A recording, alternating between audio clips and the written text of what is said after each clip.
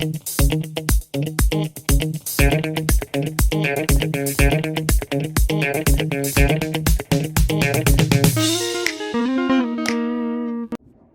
there, it's me again. So you all probably recognize the plant that's behind me, right? So the question today is, what will happen if I touch it? Although that one is too easy, right? So let's look at another question that might be a little bit more interesting.